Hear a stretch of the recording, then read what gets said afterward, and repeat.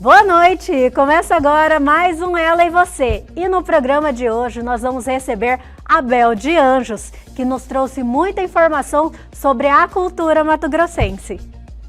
Você, para falar de um povo, você tem que falar da música também, né? Fizeram a primeira missa no Brasil, com o encontro dos Tupinambás e do Piniquins, e eles não conseguiram falar cruz. É interessante você ver a história. Não saiu cruz porque o Tupinambá e o Tupiniquins não tinha esse cruz, esse fonema, né? Então o índio não conseguiu falar cruz. O que ele falou? Curuzu, dança em volta da cruz, naquela primeira missa cristã. A primeira manifestação de música dessa fusão cultural jesuítico, ameríndio, africana, é o cururu. Tem uma característica muito grande de ter o cravelhame inclinado para trás, que é uma característica dos alaúdes árabes, persas, dos mouros lá, mas ao mesmo tempo você tem uma caixa plana na parte inferior, que é uma característica dos instrumentos gregos. Gostaram? Então não saia daí. O Ela e Você dessa noite só está começando.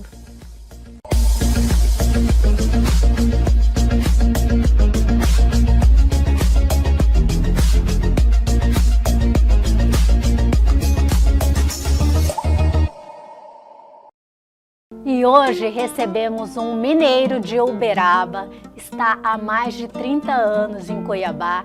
Ele é professor, músico e pesquisador da viola de coxo. Abel de Anjos. De Anjos, você vê? Abel Santos Anjos, o apelido artístico acabou virando Abel de Anjos, né? Mas eu quero dar um bravo viva a todas as pessoas que estão assistindo esse programa, saindo aqui do Centro-Oeste, né, desse coração verde, indo para Mato Grosso, Brasil, para o mundo, que a gente possa ser assistido e aplaudido como vocês merecem, que é um programa muito bonito e eu estou muito feliz. Agradeço em nome de todos os que fabricaram esse instrumento já no passado, a chance que vocês me deram de estar aqui falando um pouquinho. A gente tem que ter uns 4 anos, viu, gente? Fica bem confortável aí, que a gente vai ter uns 4 anos de programa aqui. Campelo, você viu quanta informação no currículo da Abel? Quanta história, meu. Satisfação em estar aqui com você. Aqui nos bastidores eu já estava aqui fazendo minhas perguntas. Aqui. Tem história, tem coisas assim que a gente vai aqui desmistificar, né? Sim, aqui no nosso programa. Professor de História também. Eu sou professor de História da Música, na verdade. Você, para falar de um povo, você tem que falar da música também, né? Perfeito. Eu acho que a história é uma das partes mais complexas que nós podemos estudar.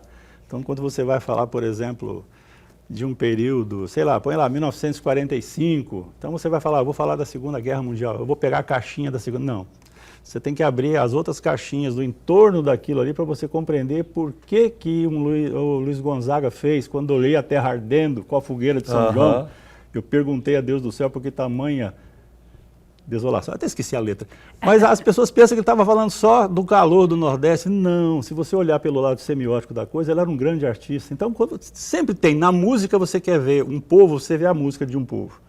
Então, como professor de História da Música, eu acabei tendo que ter os instrumentos de toda a humanidade dentro da minha casa, o nosso chamado Memorial de Anjos, e acabei, nesses 35 anos de universidade, eu estou aqui já tenho há 37 anos, na verdade, eu levei para dentro do campus da universidade a responsabilidade de trabalhar pelos nossos cururueiros.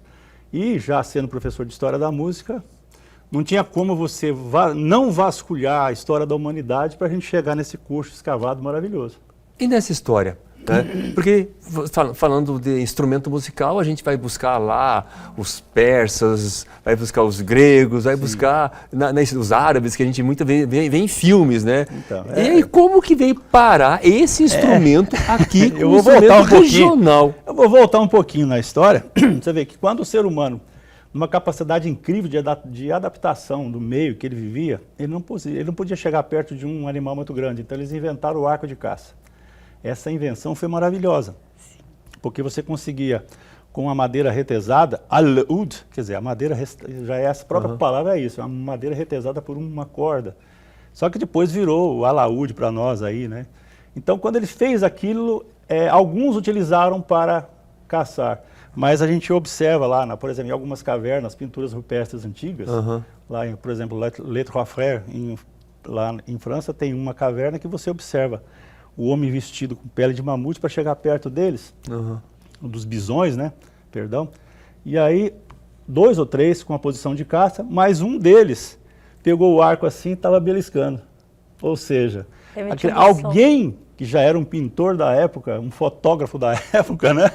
Um artista. Um artista da época, ele retratou o cara não usando aquilo como arco de caça, mas ele percebeu que uma corda fazia barulho. Então, praticamente, quando você vê nascer o arco de caça, você vê nascer toda a ancestralidade dos instrumentos de corda, seja o violino, os violões, viola, tudo que tem corda. Berimbau. Berimbau, principalmente. E exatamente o que a gente vê, se você pega um berimbau, o que ele é? Ele é um arco de caça tecido de uma cabaça para gerar som. E aí que eu falo, olha que criatividade incrível. Daquele berimbau, que era uma cabaça à parte do arco, fizeram uma peça só, a cabaça com o braço. Então você tem aqui um exemplar sumeriano, que é o Nefer, fabricado pelo meu querido e saudoso amigo João Quinzano, que ele era fabricante de instrumentos. O Nefer original, ele teria o braço com mais 40, 50 centímetros lá. Mas como a gente tem que ficar viajando, ele falou, vamos fazer um pequenininho aqui, tá bom. Então você vê isso aqui nas pinturas do Antigo Egito, o pessoal usando isso aqui. E aí tem alguém que fala, professor, mas isso aí tem pouco som. Falou, não, nós é que somos surdos. A gente está vivendo numa época que todo o maquinário da tecnologia trouxe muito ruído para nós. Sim. Então, se você vai para uma pessoa que mora numa fazenda há muitos anos, ele escuta um carro chegando de longe. A gente só vai ver o carro quando ele estiver do nosso lado. E olha lá, né? Olha lá. Então, você pega isso aqui, ó.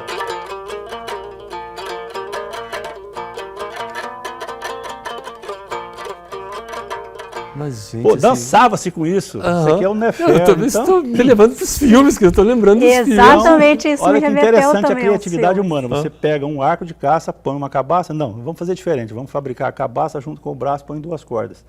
Esse sumeriano aqui, ele acaba chegando nas mãos dos árabes e mouros. Eles ampliaram a caixa, colocaram mais cordas e criaram o que a gente poderia chamar depois, assim, um instrumento mais completo, que é o alaúd, que é aquele instrumento bujudo, né? Eu até tenho dificuldade de tocar um alaúd, porque são 2 gordos, né? Então, para me colocar aqui, a gente fica mesmo. Mas eles tocavam sentados de perninha cruzada, então é uma coisa muito bonita. E esse alaúd, ele praticamente, ele saiu daquele continente africano e foi parar pelo estreito de Madagascar, talvez, para aquele estreito lá. E ele chegou no continente europeu e ali, com a conquista árabe dos mouros e persas, você vê que Portugal, ele teve todo um conhecimento que herdou desse povo arábico-persa.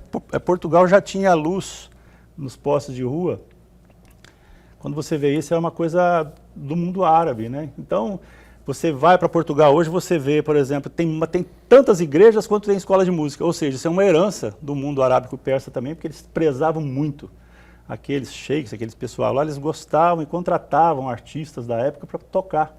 Eles gostavam de música. Então, Portugal, por exemplo, que é um país que acabou vindo para cá e nos descobrindo, né?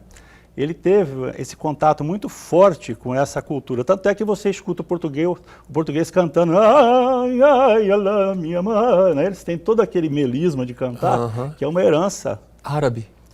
O senhor falando assim, já está ativando isso E é uma coisa... Sai da janela. Então você vê que eles têm os castelos mais bonitos portugueses, Castelo da Pena, foram todos construídos naquele momento em que o árabe esteve por ali, trouxe uma cultura muito grande. Esse instrumento chega até lá, mas aí ele teve um confronto, teve um encontro bonito, porque naquela região você já tinha, por exemplo, o mundo grego, que estava ali com as suas liras, com as suas cítaras. E olha que interessante, o jovem não sabe, né? Cítara, guitarra, guitarra. Então você tem de um instrumento grego, que hoje você pega as guitarras, toda guitarra tem aquela orelhinha bonitinha assim junto com o braço, né? O pessoal não sabe que aquilo ali é uma herança daquela velha cítara, que é a lira, que é o símbolo musical humano. Então você vê, as coisas vão se misturando. E as liras, elas não tinham fundo plano, elas não tinham fundo periforme como os alaúdes. Então, quando ele já tocava aquele instrumento com fundo plano, olha a nossa violinha de corte aqui, ó, com fundo plano. Então você observa que esse instrumento aqui, ele tem uma característica muito grande de ter o cravelhame inclinado para trás, que é uma característica dos alaúdes árabes, persas, dos mouros lá, mas ao mesmo tempo você tem uma caixa plana na parte inferior, que é uma característica dos instrumentos gregos. Então para nós, viola de coxo não é só um instrumento. Para mim, a prova real de que nós somos essencialmente artísticos e musicais, e conseguiu-se, a coisa que eu acho fantástico, gente, sair do velho mundo, aportar em terras brasileiras, passar esse conhecimento para chegar até as margens do Cochipó, na nossa, sai da Mesopotâmia, vamos dizer? Exato. Dos rios Tigre e Eufrates, e chega na nossa Mesopotâmia Cuiabana, que é o Rio Cochipó e o Rio Cuiabá. Né? Outra Mesopotâmia. Esse conhecimento, ele atravessa só uma coisa muito boa, passaria desde o século X, que esse instrumento praticamente começou a ser utilizado pelos europeus, né? Fabricação de fundo de quintal mesmo, porque você não tinha uma loja de instrumento musical. Você observa, por exemplo, que na Casa dos Reis, naqueles palácios antigos, quando havia um falecimento, ficava no testamento que fulano deixou 2 quintas, uma propriedade, não sei o quê, e uma viola. Tão caro era um instrumento musical desse, feito por um luthier especializado, com cola de peixe, que o cuiabano está escutando vai saber que é, porque naquela época já se usava a cola do peixe para poder fazer a colagem dessas madeiras. Tudo isso, gente, vem e aporta aqui no século XVIII, 1719. E o pessoal tinha que fazer música, porque não há povo sem música. Sim. Ainda mais porque o homem traz no peito esse instrumento chamado viola, que eu acho bonito falar para o pessoal, gente. Viola vem de viúla, do provençal, né? Violeta, flor, mulher. Então olha que interessante, o violeiro sempre traz no peito, em verdade, quando ele abraça esse instrumento, ele está abraçando a figura da mulher amada. Por isso que as violas estão aí na mão dos trovadores, troveiros, fazendo as cantigas. É muito mulheres, poema, né? é muito lindo. Só que pensa, o cara viajou nas caravelas muito frágeis que atravessaram esse oceano, né? Vieram para o lado de cá, fizeram a primeira missa no Brasil, com o encontro dos Tupinambás e do Piniquins. Eles não conseguiram falar cruz. É interessante você ver a história. Não saiu cruz porque o Tupinambá e o Tupiniquim não tinha esse cruz, esse fonema, né? Assim como o oriental não tem Cláudia. Você vai pedir para um oriental falar Cláudia, ele fala Curáudia. Aí eu me lembro do presidente internacional da Honda, veio fazer o lançamento de uma loja aqui na Várzea Grande, e ele quis, eu achei muito bonito, ele quis falar em português. E ele, é muito feliz, estamos aqui na Várzea Grande. Por quê? Porque não tem esse fonema. Então o índio não conseguiu falar cruz, o que ele falou? Curuzu. Gente, são 524 anos de curuzu, de dança em volta da cruz, naquela primeira missa cristã. Por isso eu quero cantar um pedacinho de um curuzu, porque tem gente que não sabe que o curuzu de lá atravessou dos tropeiros de Sorocaba e veio parar até aqui na nossa região, encontrando com os bororos, encontrou com os guatós, os índios canoeiros, encontrou com os paiaguá, que era daqui da nossa região. E virou? E virou isso aqui, ó. Quero dar um bravo viva a todos que aqui estão. Me chamaram de orgulhoso, eu não sei por que razão. Nasci na casa de paia, no ranchinho Beirachão. Maior orgulho que tenho de eu ser mato-grossense, não nego minha geração. A primeira manifestação de música dessa fusão cultural jesuítico-ameríndio africana é o cururu. Por isso que eu falo, é uma honra muito grande a gente estar no centro-oeste do Brasil, ainda com pessoas que fabricam esse instrumento, cantando, gente, cururu. Olha, eu sei história. Que a modernidade existe, os ritmos modernos, os jazz, os blues. O pessoal viajou, vieram para cá, depois foram para Nova York, fundaram tudo quanto é tipo de ritmo, né? As culturas todas. Enfim, o que é cultura? De quem que é a cultura? Para mim, cultura é aquela história. É como se fosse o perfume de uma flor e o vento percorre o mundo inteiro. Então ele passa por ali, pega um pouco do blues, pega um pouco do jazz, pega um pouco da cultura afro, uma grande parte, por isso que a gente está agora vai aproximando as pessoas, juntando as pessoas. Abel, no que você está falando aqui, está trazendo 1 bilhão de sentimentos aqui. Eu fico até com vergonha, sabe? Porque eu sou um entusiasta, né? Então mas esse entusiasmo está tocando aqui. Quando você foi falar assim, que o índio não conseguia falar cruz, ele falou curuzu. Na hora que você falou curuzu, eu não acredito que ele vai fazer isso. O curuzu é o cururu. É o nosso cururu de hoje. É muita história, Pamela. Demais, Campelo. Então, e eu estou extremamente ansiosa para continuar, porque está despertando muitos sentimentos que eu não imaginava, Abel. Oh, que benção. Mas eu vou pedir só para dar uma seguradinha. Continuamos no próximo bloco com essa entrevista fantástica com Abel de Anjos.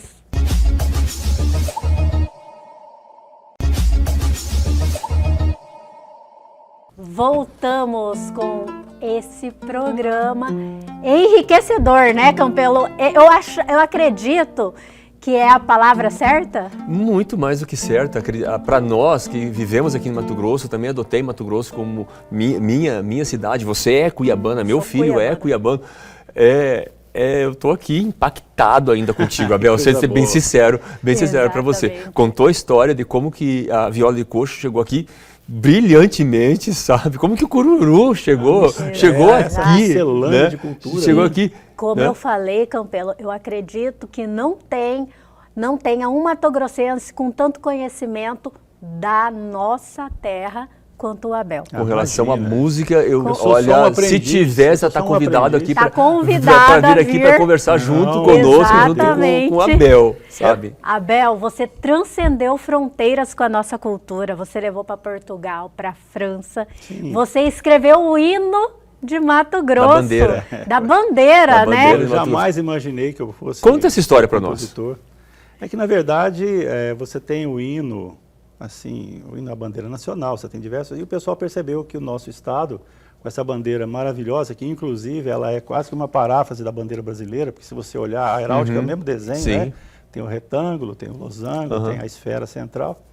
Já foi uma homenagem muito linda e o pessoal praticamente já estava adiantando aquilo que eu sempre falei, até nas minhas composições, que o Mato Grosso ele é o é o coração verde da América do Sul. Eu fiz uma música em 1988, 89, na época, o Dr. Frederico Campos era o prefeito, ele me pediu, e aí eu fiz no coração verde da América do Sul. Existe um recanto de paz, Cuiabá, Cuiabá, do ouro do rio Cotipó, sonho de Pascoal Moreira Cabral, né?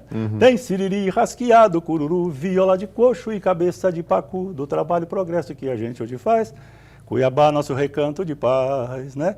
Tem vaneirão, tem forró e chimarrão, Brasil de norte a sul dentro do mesmo coração, da mistura do povo desse imenso país. Cuiabá, terra de gente feliz. No coração verde da América do Sul, a música começou assim, lá na época, aí o pessoal, é verdade, o coração verde, nós estamos aqui. Continua verdade, né? Eu me sinto representado. Aí o que eu fiz? Certeza. Eu falei, poxa, vamos estudar essa heráldica dessa bandeira, e aí comecei, né? Uma radiante estrela exalta ao céu anil, fogo, porque a nossa bandeira brasileira tem várias, é uma estrela para cada unidade da federação. Mas o Mato Grosso resolveu botar aquela grande estrela. Então eu coloquei uma radiante estrela exalta ao céu anil, fulgura na imensidão do meu Brasil, constelação de áurea cultura e glórias mil, porque para mim aquela estrelinha ali não é só uma estrela, uma constelação, que é uma união de todas, né? Sim. E o bravo heróico bandeirante varonil, que descobrindo a extensa mata sobranceira, do centro-oeste, imensa gleba brasileira, trouxe esperança, juventude altaneira, delimitando a esfera verde da bandeira. Aí vem o hino, assim, aquele refrão que eu me emociono muito, porque não acho que tenha sido eu, acho que nós temos grandes mestres imateriais que nos inspiram. Senão a gente não é. Quem sou eu? Sou o Abelzinho, o Aberda, né? Mas aí o que eu pensei? A bandeira sempre é hasteada. Então quando eu pensei no refrão, esse refrão tem que também subir com a melodia. Então começou, erga aos céus, ó estandarte de amor e união, Mato Grosso, feliz do Brasil, é o verde coração. Olha só. E aí vem a segunda parte que não podia faltar, porque eu, como estudioso de história da música, eu vi praticamente hinos do mundo inteiro. Inclusive gravei nessa viola de coxo hinos de vários países. Tenho gravado e já participei aqui no Mato Grosso de diversas solenidades, recebendo embaixadas, governadores, presidentes de outros países. E não falando mal dos outros hinos, mas, por exemplo, o hino nacional, a portuguesa, que é de Portugal, ele tem uma correlação com a nossa no seguinte aspecto. Ele não fala da violência, ele fala o quê? Heróis do mar, nobre povo, né? As armas pela terra e pelo mar.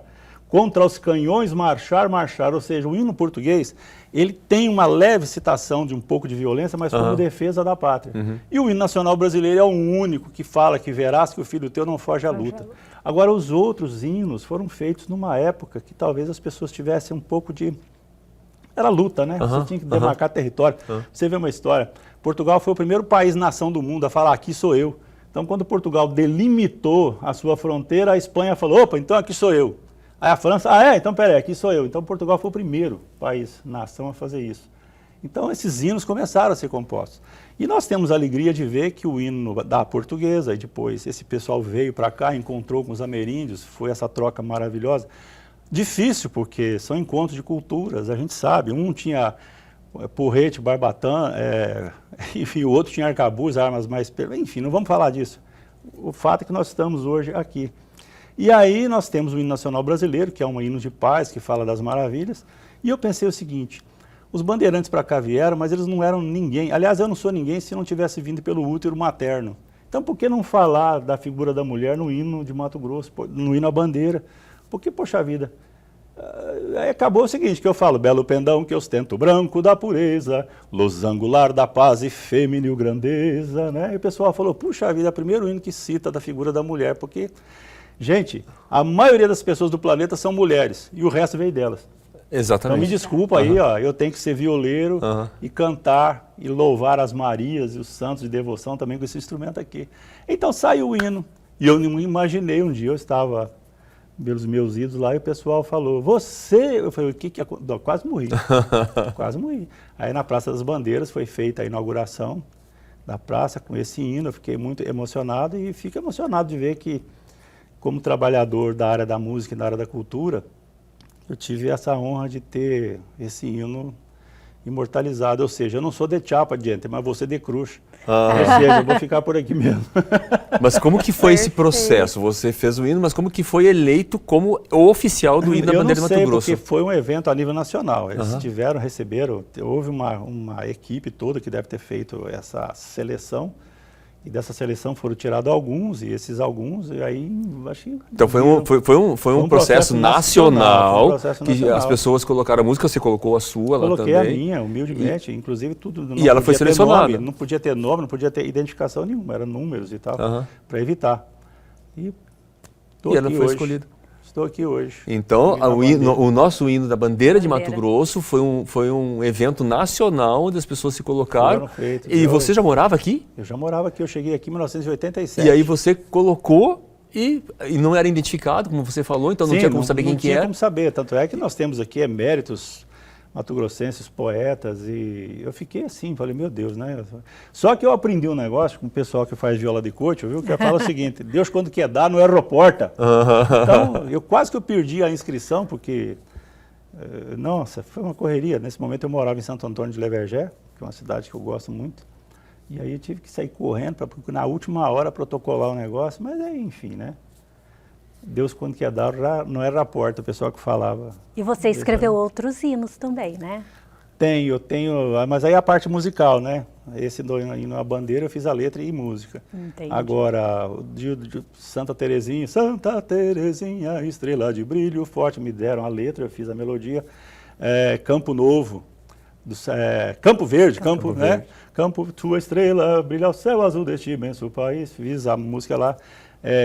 Não há esplendor como o teu, o ouro do sol te veste, teu brilho também é meu, eu te amo, Mirassol do Oeste.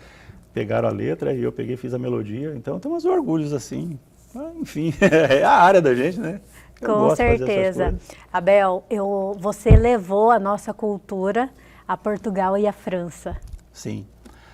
É muito interessante porque até o século XVIII, vamos dizer assim, quando nós estaríamos sendo descobertos, o alaúde, aquele instrumento que eu te falei, ele reinava nas escolas francesas, italianas, alemãs, como um grande instrumento no acompanhamento das músicas barrocas e mais tarde naquele momento da música clássica que viria a seguir. Mas ele foi substituído. O alaúde, no século XVIII, ele foi substituído pela invenção do Cristoforo, que inventou o chamado clavicêmbalo com piano e forte, que era o cravo e que era o piano, né, na verdade. Quando eles inventaram o piano, que Bach praticamente acho que nem chegou a conhecer, porque foi na época do Mozart, Beethoven para frente, que o piano já estava mais ou menos estabelecido. Se chegou a ver, foi só a história, porque, coitado, é que nem o Mozart também chegou no tempo de conhecer o clarinete, ficou encantado pelo clarinete. E esse piano, gente, ele trazia algo fantástico, porque ele tinha uma combinação de várias notas, e você poderia também fazer algo que o cravo não fazia, que é se você toca suave é uma coisa, se você tocar com força ele faz, o piano fazia isso, o cravo não. Se você tivesse com raiva, tem, se você tivesse suave, tem, mesma altura, porque o processo era outro. Então esse piano ele desbancou os alaúdes no século XVIII. Então como ele foi substituído lá, quis o grande mestre do universo, a nossa grande mãe também, porque eu sempre falo Deus Pai, Divina Mãe, né? Porque se foi feita a semelhança a nós, então nós dois, nós estamos aqui, ó. Então nós somos homens e mulheres feitos a semelhança. Então eles devem ter pensado o seguinte: esse instrumento não pode desaparecer. Então ele veio renascer na forma de viola de coxo aqui em Terras Pantaneiras. Então, do século XVIII, quando ele sumiu lá, o alaúde, entre aspas, ele volta aqui e começa a fazer as noites quentes pantaneiras alegres, porque você não tinha onde comprar um instrumento aqui. Ah, mas tem que falar um negócio. O pessoal trouxe, comprava aqueles instrumentos que eram comprados, fabricados em Portugal. Eu mesmo fiz esse caminho, gente, para poder falar, porque você tem que ter a experiência. Sim. Eu trouxe diversos instrumentos comprados no Velho Mundo, na Europa, trouxe para Cuiabá. 6 meses depois estava desmontando tudo. Por quê? Porque a cola de lá, a madeira de lá, o clima daqui é completamente diferente. Então, nós chegamos à conclusão, com a nossa pesquisa, foi o seguinte: por isso que o ser humano nunca retroage, gente. Nós estamos aqui agora usando celular, nós estamos usando tecnologia, internet, que não falte isso para as pessoas, porque nós já estamos acostumados com isso. Agora, se tudo falhar, então eu fico pensando, por que será que no século XVIII, quando já existiam instrumentos feitos à semelhança dos violões que vocês usam hoje aqui, feito por largas, laterais, braço, peça, tudo coladinho, por que aqui, no centro-oeste do Brasil, foram retroagir e voltar com a tecnologia do século X? Porque era a única tecnologia que resistiria ao clima daqui. Então não deu situação, vamos fazer. Trouxeram, só que lá eles usavam a faia, que é uma madeira macia, e aqui eles encontraram o sarão de leite, que é uma madeira macia, depois fizeram com a chimbuva, que é o tamboril, fizeram também, eu tenho viola de mogno, de cedro, de mangueira, de cajamanga, tudo que é madeira de leite, que a gente chama, porosa, eles faziam esses instrumentos. E o programa dessa noite está sensacional, né, minha gente? Mas não saia daí, que nós já voltamos. É só o tempinho da água.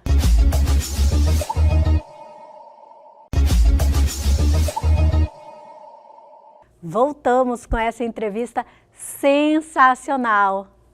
Abel, desculpa uma pergunta aqui. Dependendo da madeira, o som modifica ou não? Um pouco pelo seguinte, quando o pessoal fala, essa viola não tem furo. Não, tem milhões de furos. Por isso que eu, de uma certa forma, porque é uma madeira como pesquisador, olha, isso aqui não é verniz, isso aqui são 35 anos passando a mão nela. E esse suor nosso, essa cera nossa, ela dá uma dificuldadezinha no instrumento. Porque como a madeira ela é porosa, e o cuiabano que faz essa viola, ele sabe na hora de botar o tampo. Ele não pode botar o tampo se ela estiver úmida ainda. E quando você pega um pedaço dessa madeira, põe no microscópio, você vê que ela tem milhões de canalículos, que é madeira de leite, macia. Então você pega um instrumento, ele é levinho. É que era a minha próxima pergunta, né? Porque o violão tem como se fosse uma caixa acústica ali. Sim, mas ele tem cola, ele tem verniz, ele tem tudo aquilo. E esse não tem nada? Esse praticamente. Então quando você pega uma viola de coxo e toca assim, ela não tem um som que sai por aqui, ela sai em todo o corpo. Então a sonoridade desse instrumento é muito forte, porque ele não tem um furo, ele tem milhões de furos. E aqui o pessoal falava, não adianta fazer furo, primeiro porque furar, gente, tem gente que pensa que já existia furadeira. Não, furar era queimar. Você pega o pessoal do Nordeste para fazer aquelas flautas, ele pega o bambu, ele não pode fazer com furadeira, que o bambu parte tudo. Então o que ele faz? Pega o ferro, esquenta o ferro, quando está vermelhinho vai queimando a madeira. Então aqui, as violas que têm algum tipo de furo, era a viola que tinha aquele ferro 3/4 que ele esquentava e fazia um furinho assim. Para queimar. Só para queimar, porque se você for fazer um furo grande, Por isso que todo violão tem aquele desenho em volta, aquela macheteria bonitinha. O pessoal pensa que é enfeite, não. É porque você tem um tampo de madeira, se você não colar em volta, ele farpa todo, ele desmonta todo. Olha só. Então, uma teoria está ali para explicar isso. Então, o cuiabano, ele fez o furo pequenininho. A nossa região tem abelhas, tem um monte de coisa. Então, o pessoal falava assim, por que você parou de fazer furo na viola? Para não entrar abelha, ó. E é verdade. Você deixa uma viola parada na parede, daqui a pouco tá um anil de abelha lá dentro, enfim, Tem uma madeira certa aqui para fazer ou... Aí, você estava falando, então, tem madeiras que dão uma sonoridade muito grande. Sarã, cajamanga, mangueira, olha só. Cajamanga? Sim, é toda madeira branca. Eu adoro cajamanga. Eu também. E quando acontecia de uma madeira dessa estar caída, o pessoal ia lá, já está caído mesmo, então fazia umas violas maravilhosas. E quando ela seca, ela fica porosa. Então, quando você colhe, tá. Agora, por exemplo, você pega uma viola de mogno, eu tenho, uma madeira maravilhosa. Dá mais trabalho? Dá, porque ela é uma madeira, apesar de ser macia, ela é mais compacta. Você pega o cedro, você pega... São instrumentos, são madeiras boas para instrumento. Mas, com relação à porosidade, o sarã é imbatível. E é por isso que eu falo, eu vejo aqui que aqui nessa casa há um princípio que o pessoal está querendo começar a pensar na questão do reflorestamento. E eu vou falar aqui de novo, falei isso em 1987, vou usar até o sotaque cuiabano. Falei, gente, vai acabar o sarã. O sarã é aquele que dá nas beiras do rio, não, mas aquele é mais ele é mais para proteção de barranco. Tem um sarã mais afastado, que ele dá um tronco mais largo. É esse que eles fazem. Aquele outro é sarã também, mas é uma outra espécie. Então eu falava para ele, gente, vai acabar, porque o pessoal a gente está divulgando, o pessoal já não tem madeira, como é que vai ficar? Então vamos pensar no reflorestamento. Que problema? Eu vou falar aquela brincadeira, eu avisei, né? Aliás, eu não. Os cururueiros falavam, professor, avisa lá e tal, mas eu espero que agora, com esse princípio, a gente possa começar a fazer esse reflorestamento, até porque Mato Grosso, ele tem que voltar a ser Mato Grosso, na verdade, né? Eu estou vendo a nossa Vetusta, Cuiabá, sofrendo o desmatamento, gente. Eu saí de São Paulo, vim para cá porque eu queria a sombra. Então, quando eu conto para o pessoal que a gente, não na minha época, que eu já cheguei aqui, precisava de ventilador, mas você pensa há 300 anos atrás, dormia-se em Cuiabá sem ar-condicionado? Como assim? Não tinha. Ah, não, mas tinha sombra, tinha árvore. A Cuiabá era conhecida como Cidade Verde. Cidade Verde, né? Até hoje tem gente, tem até um bairro e o pessoal não sabe da história da Cidade Verde. Cidade Verde. Então, a gente espera que o pessoal diminua um pouco esse ímpeto de derrubar as árvores. Eu sei que não são só as árvores que fazem o nosso oxigênio. Você tem uma série de coisas que falam que são as algas no mar também, que também estão sendo poluídas, né? Em nosso assunto aqui. A gente espera que o pessoal faça o reflorestamento desse tipo de madeira, porque eu acredito que nos próximos 500 anos a gente vai estar por aqui tocando viola de cocho, né? Se tudo falhar, a gente continua de carro de boi com viola de coxo.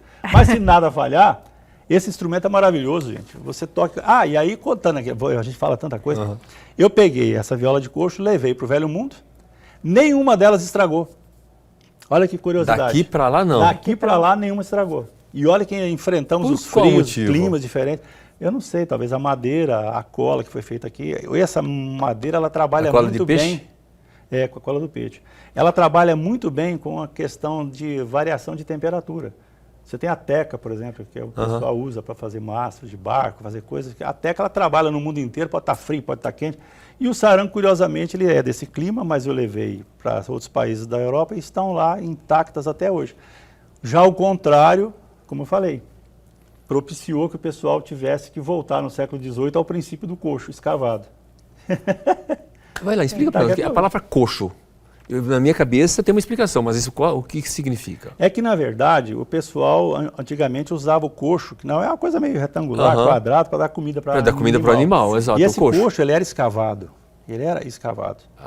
E aí, na verdade, quando esse instrumento já era fabricado no fundo de quintal, no Velho Mundo lá, na Europa, as pessoas pegavam um pedaço de madeira e escavavam. Porque quando você pensa em instrumento de corda, todos eles, no princípio, eram coxo escavado. Portanto, eu falo, a viola de coxo, ela é de uma descendente direta do sumeriano, que é um coxo escavado. Você tem diversos instrumentos que são coxo. Olha esse aqui. Ele não é escavado, mas ele é um coxo. É um coco, né? Metade. Mas, gente... Posso pegar, Abel? Tá vendo? Isso é uma calimba africana, a nossa africanidade. Então, quando você pensa em instrumentos... Mostra aqui. Olha só que interessante. Os instrumentos todos, eles eram assim, ou utilizando casco de tatu, ou utilizando casco da tartaruga, coisas que precisavam do coxo, né? Então, eu acho interessante isso. E aí, quando você pensa em coxo, até na Bíblia tem uma citação bonita que eu falo que era o coxo que acompanhava o som das cantorias junto com o chofar bíblico na questão da Arca da Aliança, está ali. Então, que coxo era esse? Era um instrumento de cordas, só que se chamava de coxo. E aqui foi interessante, porque o cara chegou aqui com o formato desse instrumento que já era conhecido em Portugal, porque você tem 2 instrumentos de corda. Era o chamado viola de mão, que era isso aqui, que você segurava e fazia ponteio com o dedão assim. A portuguesada antiga sempre toca com o dedão assim, com essa de mão. E a viola de arco, que era tocada aqui, ó, na gamba. Então o cara pegava o arco e tocava assim. Então você tinha 2 tipos de viola. A viola de arco, que mais tarde foi levada para cá e virou os violinos, as violas que nós temos, ou virou o violoncelo e todos os instrumentos grandes, de arco. Então você tem 2 correntes. A viola de arco e a viola de mão. E a viola de mão continua sendo fabricada sempre ao estilo... A outra também. Você tem umas coxos maravilhosos, instrumentos, que a gente chama de rabeca, por exemplo. Eu tenho várias rabecas feitas a coxo, que são aqueles violinos feitos coxo ainda, lá da época do José de Anchieta, aqui no Brasil. Eu tenho esses instrumentos fantásticos. Agora, isso é uma coisa. Agora, quando você pega, por exemplo, quando a pessoa tem uma habilidade, consegue fabricar o instrumento por partes, aí que ele se tornava caro, porque era uma coisa muito cara de se comprar, não era qualquer um. Mas o pessoal quer tocar, quer cantar, o que fazia? Fazia no fundo do quintal. Então, desde o século X, a viola de mão era utilizada. E aí o que fez? Vieram para cá no século XVI, já existiam esses violões muito bem feitos, com toda a luteria, que é uma coisa bonita, né? Com cola de peixe ainda. E o que vai acontecer com esse pessoal? Quando chega aqui, como eu falei, desmontou. E aí, meu Deus do céu, o ser humano nunca retroage desnecessariamente. A gente não vai ver pessoal cortando polenta com barbante.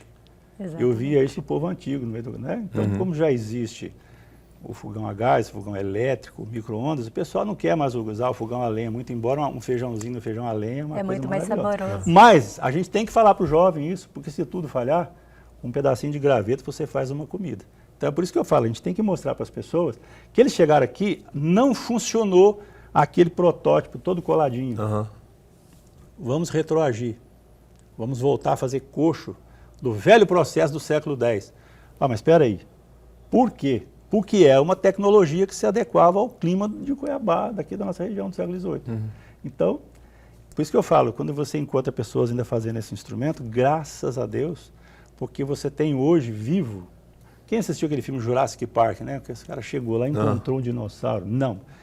Você chega nessa nossa região e encontra uma preciosidade que no velho mundo desapareceu, porque todo mundo capitulou isso aqui. Não, agora é a modernidade, modernidade, modernidade. Eu falo, gente, é preciso conhecer algumas técnicas que são imortais. Enquanto o ser humano estiver vivendo nesse planeta, certas coisas... água morra abaixo, fogo morra acima, né? Que o pessoal brinca, né? Então, certas coisas que são imutáveis, é princípio. Então, conhecer o princípio do coxo escavado, o princípio das cordas estiradas numa madeira é muito importante, porque isso tem que passar para a juventude. Senão fica aquele pessoal, abre a geladeira, pensa que o ovo nasceu lá na porta, né? Muitas vezes acontece isso. E o programa está sensacional, mas não saia daí que o Ela e Você já retorna.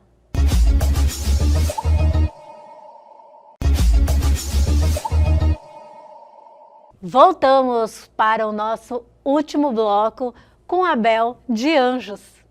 A gente sabe que a escrita é uma coisa que unifica o ser humano na face da Terra.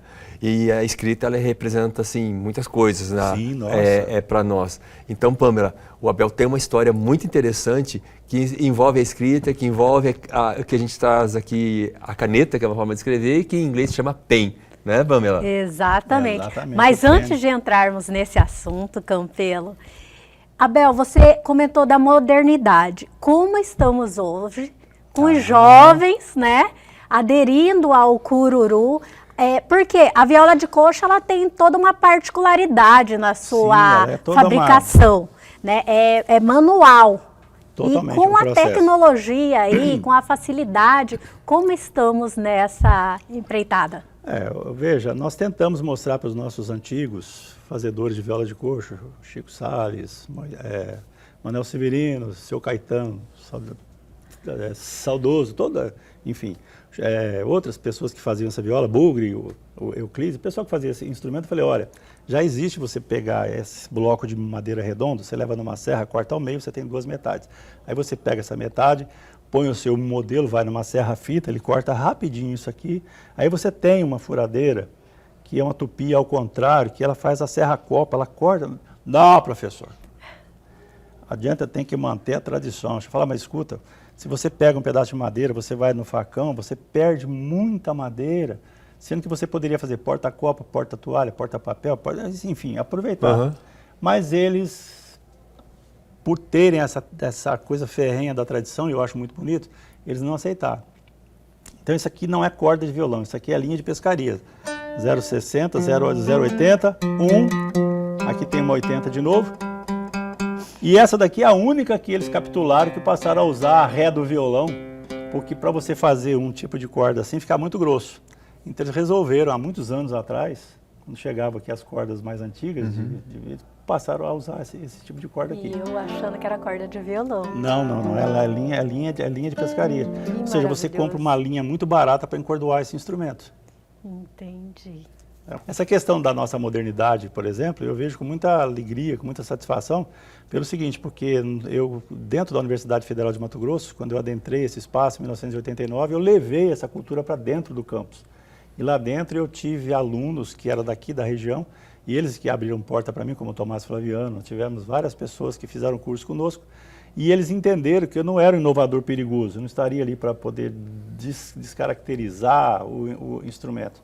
Nós passamos a mostrar que ele é um potente instrumento musical que pode ser utilizado para cururu e siriri, para o qual ele foi supostamente criado, mas também como instrumento musical você pode utilizar para fazer qualquer tipo de coisa. Por isso que eu comecei a mostrar para os meus alunos que você pode tocar clássico, jazz, blues, aí tem isso aí tudo explodiu. Então nós temos o Caio hoje com a guitarra de coxo, que ele resolveu chamar de guitarra de coxo, porque na verdade ele apenas usou o corpo do instrumento para transformar numa guitarra. Eu achei bonito ele chamar de guitarra de coxo, porque preservou a originalidade. Uma coisa é a guitarra de coxo, outra coisa é a viola de coxo. Então eu sou muito contra pessoas que às vezes fabricam esse instrumento hoje, usando laterais, você faz, mas ele não fica com aquela autenticidade de coxo, né? E isso nós passamos para os nossos alunos e hoje, graças a Deus, nós temos diversos alunos, não tanto como eu queria, porque meu sonho, eu espero que Deus me dê mais 70 anos, né? Porque até aqui a gente está numa luta danada, mas eu vejo o seguinte, as pessoas, por exemplo, o gaúcho você o reconhece de longe. Sim. Ele está com a cuia de chimarrão na mão. E meu sonho é chegar a ver, nas esquinas de Cuiabá, as tertúlias, nos acroamas gerais, o pessoal usando a viola de coxo. Ainda não estamos assim. Mas muita gente já compreendeu. E outra coisa, já está preservado o processo de fabricação e a continuidade com o Alcides, que é o filho do Caetano, que montou o museu da viola de coxo. Tem seguidores, estão aprendizes em todo o estado. Então eu acho assim, a viola de coxo agora ela veio para ficar, mas como uma resposta do bravo mato-grossense. E daquela ideia, gente, a viola você não precisa plugar. Ponham na cabeça, você fazia tudo antes da tecnologia da eletricidade. Tudo acontecia. Não pensem vocês que as coisas precisavam da eletricidade para acontecer. Dançava-se, curtia-se. Quando você tinha, por exemplo, aquelas catedrais antigas que o sol entrava e o turíbulo fazia a fumaça, então você vê as boates hoje com aquelas iluminações com a fumaça, não estão fazendo nada mais do que repetir o que acontecia nas igrejas góticas. Então, se você olhar, nós só estamos trocando de ferramenta.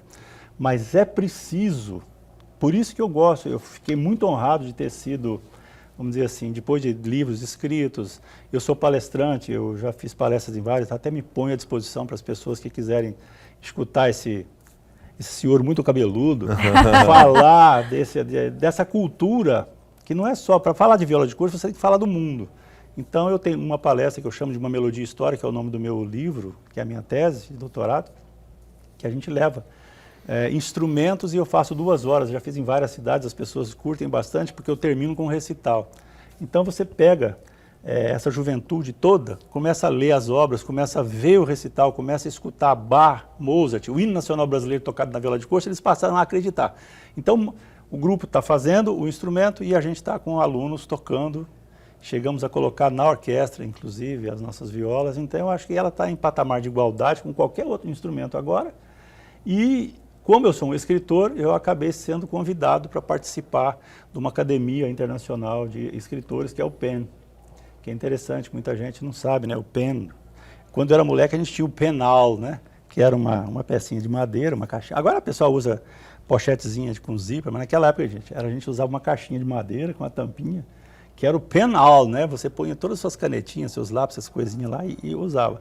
E muita gente não sabe que esse pen vem da pena mesmo.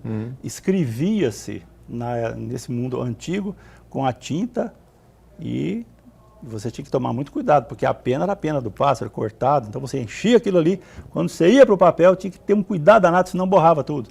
Aí inventaram o mata-borrão, isso tudo eu tenho lá no nosso memorial de anos, o pessoal vê e fala, nossa, meu Deus, como era difícil. Pois é, a tecnologia pode ter melhorado, mas o princípio está todo lá atrás. E hoje o PEN me permite, eu estou praticamente junto com diversas personalidades que são escritores, ensaístas, novelistas, poetas, dramaturgos, são pessoas que foram fazer parte desse grande movimento que começou em 1920 na Inglaterra, e eu tenho orgulho de ter sido escolhido aqui até pelo Ayrton Reis, que foi a pessoa responsável, inclusive nós o perdemos recentemente, mas ele, não antes de ter feito essa obra maravilhosa de trazer ele, o Ayrton Reis, e a Deslanieve, que é uma pessoa também fantástica, ela é matogrossense, ela gosta de falar isso, porque dividiram o Mato Grosso em 2, mas ela é do Mato Grosso. Então eles trouxeram esse PEN e eu fui uma das pessoas colocadas lá. E agora a gente, de uma certa forma, mais do que nunca, utiliza a pena para escrever. Ou utiliza o computador? Sim, utiliza a máquina de escrever, tem tudo lá. Ah, mas como é gostoso usar a mão para escrever. Eu peço para a juventude, não deixem de usar a mão para escrever. Porque, olha, a meninada que está aí, eu tenho certeza que as namoradinhas, os namoradinhos iam ficar muito felizes de receber uma cartinha escrita à mão. Pinga até um perfuminho lá. A gente não pode perder o romantismo, gente. Porque foi o romantismo, de uma certa forma, é que faz com que a gente possa ter a continuidade dessa coisa maravilhosa que é a nossa vida. Então eu sei que é legal, você manda um recadinho, oi meu bem, tá lá, padronizado no Zap, né? Mas você ter uma carta escrita à mão é uma coisa muito gostosa. Eu tenho, guardo e falo para as pessoas, faça de vez em quando, não custa. Surpreenda a pessoa com uma técnica do passado. Que é muito gostoso. Então eu quero divulgar para vocês, nós temos já aqui fundada em Cuiabá o PEN, que é essa Associação Internacional de Escritores, e a gente está, em breve nós vamos ter uma casa para esse tipo de situação, já estamos vendo isso, teremos algumas reuniões, a princípio no MISC, que é um espaço de cultura que está recebendo todos esses intelectuais lá, e a gente vai estar fazendo essa ponte da indianidade, da africanidade, do mundo europeu, com o Cuiabá, que para mim Cuiabá é a síntese de todas as culturas aqui estão. Então eu tenho muito orgulho, eu agradeço a vocês imensamente, porque morar aqui, eu sempre disse isso, que o Cuiabá tira de nós o que a gente tem de melhor. Então eu me considero assim um filho dessa terra, fui adotado, mas tem tanta coisa boa para você falar, para você documentar, para você resgatar, que eu acabei morando dentro de um museu. Eu sou peça de museu, viu gente? Eu criei um memorial de anjos, que é uma espécie de lugar onde o tempo para. Os meus alunos vão até lá, os colegas vão até lá. Fica onde? E veem. Bom, ele está no Santa Cruz, na minha residência ainda, né? Mas a gente vai, se Deus quiser, colocar isso para frente. Mas está aberto a visitação? Assim, devagar, conversando com você, porque, né? A gente avisa, ó, posso ir? Bom, a gente marca para tomar um cafezinho, um pão de queijo. Eu já estou ansiosa para conhecer, Campelo. Então lá eu tenho coisas do mundo inteiro, não só de instrumento musical, mas da história da lâmpada, da história da gravação, da história de filme, da história de áudio, tecnologias, invenções. Eu sou um catador. De vez em quando vocês me veem parado a minha caravana, que é uma caravana 78, que eu não abro mão dela, está aqui já tem 46 anos, e de vez em quando você me vê parado num container, que é o meu shopping preferido. Que eu acho coisas maravilhosas que as pessoas, por tal, pensam, não sei arrumar. Eu vou lá, cato, restauro, eletrolas antigas, rádios, equipamento de som, de áudio. É um cantinho que eu criei para me esconder a minha juventude. Catador, cantador, compositor, restaurador, e conversador. Desculpa, eu falei muito, viu, gente? Meu Deus. Esse homem é uma história viva daqui da nossa região. E a gente põe à disposição, viu, gente? Quem quiser que a gente vá para a sua cidade aí falar um pouco, levar esses instrumentos, que eu gosto de carregar um monte de coisa. Aí a juventude fala, puxa vida, assim disse o paieiro com isso aí, que é a tal da binga, que binga, tem que explicar para o pessoal, né, que você sabe fazer fogo com a madeirinha, tem que aprender, porque se tudo falhar, você tem que saber fazer fogo com a madeira. Fazer corda para tocar um instrumento, pega a fibra da palmeira, faz uma corda, não há desculpa para você falar que não dá. Se você senta embaixo de um coqueiro, você vê que a fibra do coqueiro ensinou o ser humano a fazer tecido. Tudo está na natureza, basta que a gente olha com outros olhares. Olha lá, a gente não está inventando nada, só estamos adaptando as coisas para a modernidade e para o futuro. Que venham as naves espaciais, que a gente viaje, mas que a gente leve no coração o coxo, que leve no coração a figura da mulher amada, do útero, que é esse grande portal que traz todo mundo para esse planeta. Por isso que eu reverencio as mulheres através da minha mãe, que está lá em casa, ainda vive firme e forte, através da minha companheira, da minha esposa Eliane, que deve estar nos assistindo também, e todas as mulheres desse planeta, que são pessoas que têm essa responsabilidade magna de passar para nós o que é o amor. Eu espero que vocês continuem tocando viola de coxo e a gente continue louvando as Marias e os santos de devoção. Com a viola de coxo. Abel, eu estou lisonjeada de recebê-lo em nosso programa. Eu que agradeço. Uma pessoa cheia de conhecimento, cheia de informações, né, Campelo? De cultura e que transmite isso com prazer. Muito obrigado por ter estado conosco hoje. Eu vou tocar a penúltima então, viu? Não, vamos encerrar com música. Sim, vamos sim.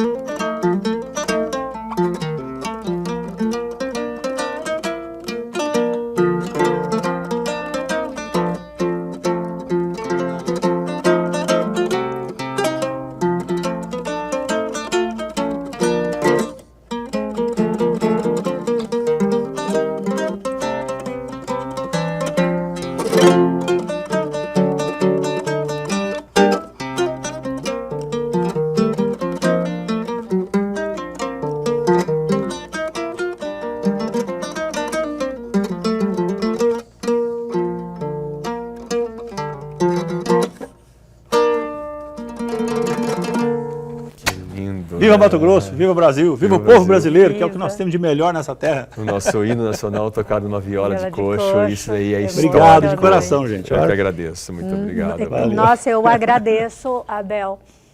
Tanta informação, tanto conteúdo, me deixou assim emocionada, com muita história da nossa terra. Amém. E quem quiser a apresentação desse jovem aqui, pode falar com eles, que ele tem o nosso contato. Aí a gente vai deixar o teu Instagram. 3 milhões de dólares paga uma palestra. Seu Instagram vai ficar aqui registrado, Abel. Deus abençoe, obrigado para todo mundo, que vocês tenham paz, tranquilidade, que o nosso planeta há de ser uma casa maravilhosa de luz, ainda e sempre será. Amém. Amém. Obrigado. E o Ela e Você de hoje fica por aqui. Agradeço você, telespectador, por ter estado conosco até este momento. E se você gostou, eu tenho certeza que gostou, porque eu gostei, nós gostamos, estamos todos emocionados. Já pega o seu celular aí, aponte a câmera para o QR Code que está aí na tela, vá direto para o nosso canal no YouTube, se inscreva, ative o sininho, assista essa entrevista com a Bel, que foi fantástica, e muito mais conteúdo lá para você, disponível, de graça, à vontade, aguardando você. Boa noite e até amanhã.